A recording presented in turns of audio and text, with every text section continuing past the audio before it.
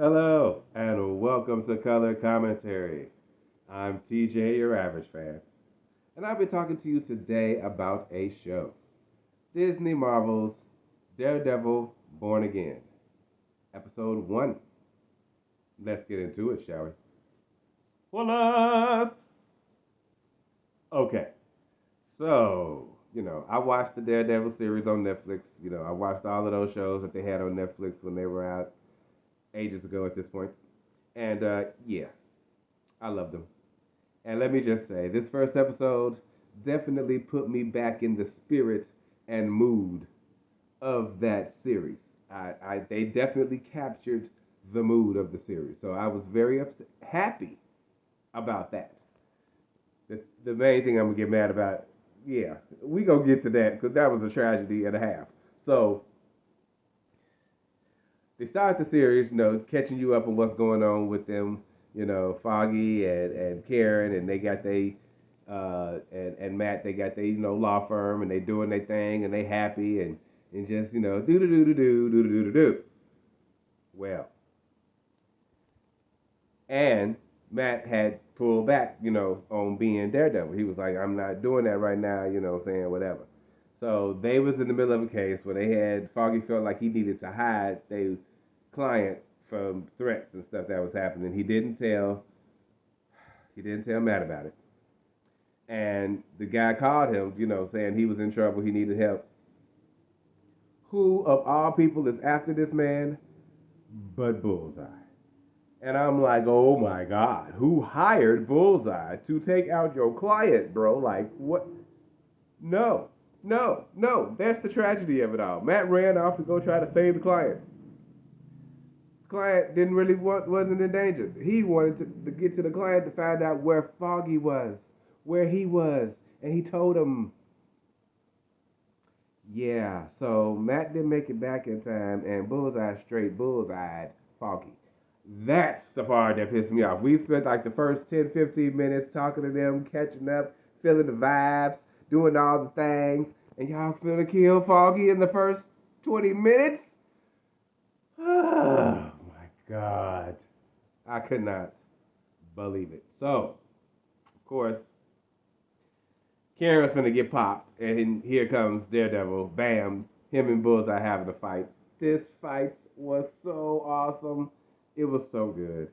It was so good. I mean, Bullseye throwing stuff left and right. Matt going back and forth with the Billy Club. It was crazy. It was crazy. He had so many stab wounds and knives in him. It was ridiculous. And he pops Bullseye upside the head with that freaking club so many times. Dude head skull should have been cracked open, like for real. And he hit him so many times in the head, direct hits with that mug. He was ricocheting it off and stuff. Like, this is awesome. This is awesome. Awesome. And of course, classic hallway fight. Multiples, layered hallway fight. Let's say that. Till they make it to the roof of this building. Where during this whole time, Matt's still listening to see if Foggy is making it or not. And yeah, he heard the last breaths. He didn't make it. And he straight tossed Bullseye off the roof. To which he thought he killed him. But somehow he survived. Of course. So after that, yeah, he not he not he not doing Daredevil ish no more. And then we skip forward to a year later after that, and they doing a trial and sentencing rather for uh, Bullseye. And Matt is testifying, saying, how they do the family and friends. You can say something at the sentencing, blah blah blah. He said his piece. Judge gave him because he killed 11 people. Yeah, 11 life sentences to be served consecutively, and yeah, that was it for that. So they got some kind of sense of justice, but not the justice he said he wanted. So there's that. Him and Karen not on great terms right now. She in San Francisco, which I thought was funny because I'm like, that's what She-Hulk is. And Matt, you were just there not too long ago. Like, for real? Why we just loop She-Hulk into this? Like, that would have been cool. Anyway, I'm not gonna go there. Too many people didn't like She-Hulk, even though I did. I thought it was a decent show. It wasn't the best show, but it was decent. Anyway, they're not on the best terms. She going back to San Francisco.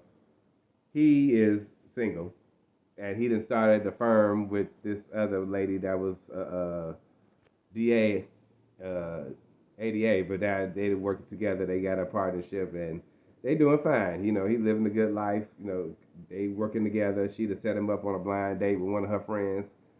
Crazy. It worked out.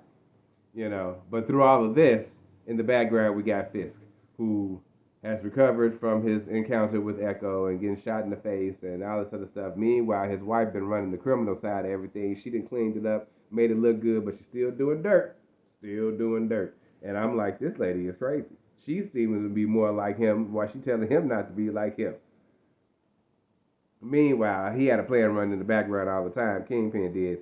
And yeah, Fisk is now running for mayor. And then not only did he run for mayor, he won. By the end of the episode, he was elected mayor.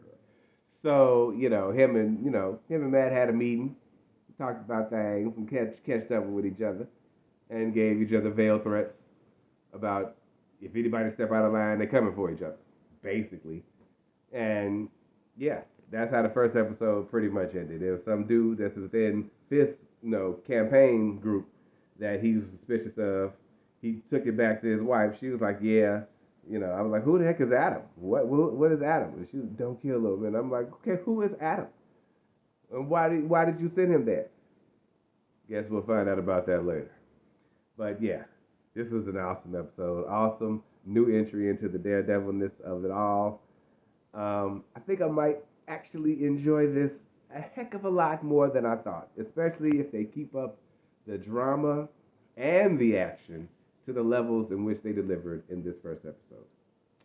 That are my thoughts on the first episode of Daredevil Born Again. I will see you guys for the next one real soon.